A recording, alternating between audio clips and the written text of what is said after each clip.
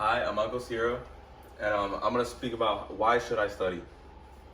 Um, so have you ever asked yourself why it is teachers kind of forced us to study as a kid or gave us a lot of homework?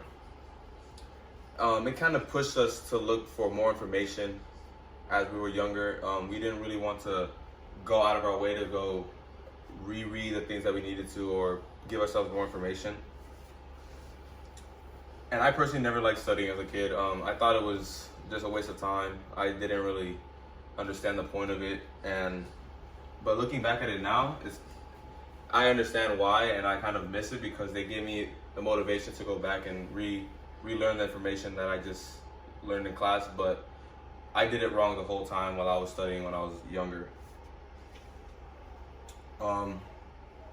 We honestly sometimes don't think studying has positive impact for us in exams and homework assignments, I guess, in a sense, because we feel like the forcing of the actual action is, we just kind of rush it just to get it over with, and we don't really put more effort into actually doing it correctly.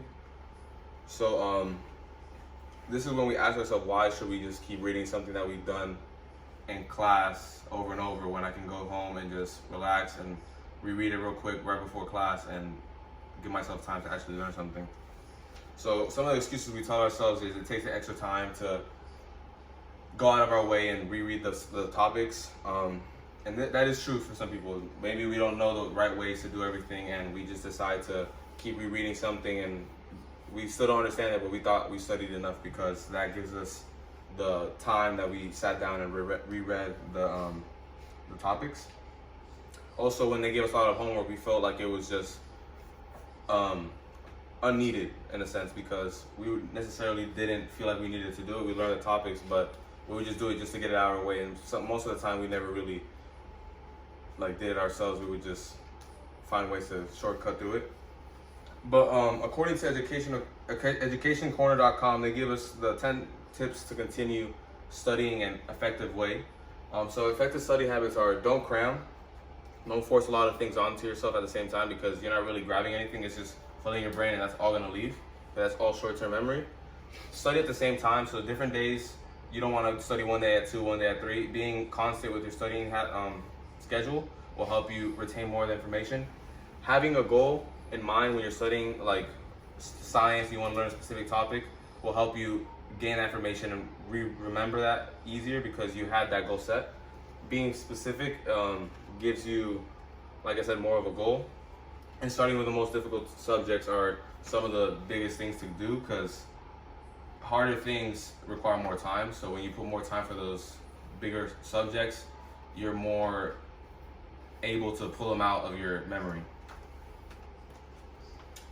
So some of the struggles we have is we don't know where to begin studying. We just, like I said, we try to go and just reread the items, or we just look back at our notes, and we sometimes don't even understand our own notes. We just write down what we see on the projector, on the book.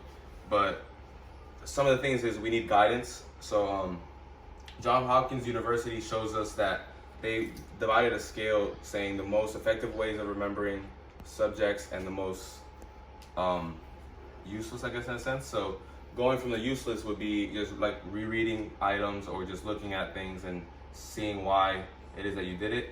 Whereas the best ways to remember things is if you're able to speak to people about it and have a conversation, you're able to understand things, and relating it to yourself helps you bring those items back, because you're able to connect it to yourself on a personal level. So in a sense, studying is more of a taught skill. It's not something that you can just do without understanding it fully too. So it's kind of like you have to take notes to study to completely be able to study. So being constant with studying and asking for help is very important. Studying may be really tedious, and unless we switch our views on what we had before when we were younger, we might have the same mentality.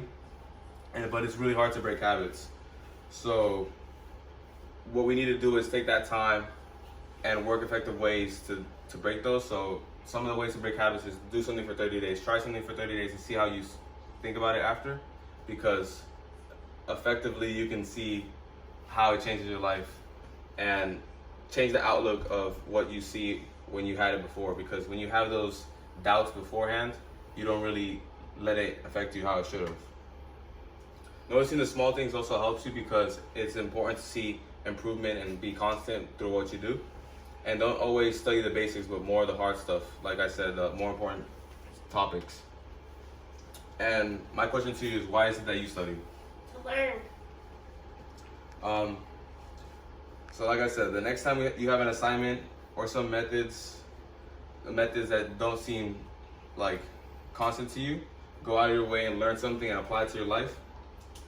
Try distancing yourself from distractions, giving yourself a set time every day and a certain amount of time, and using those topics and a goal, or try using a study group.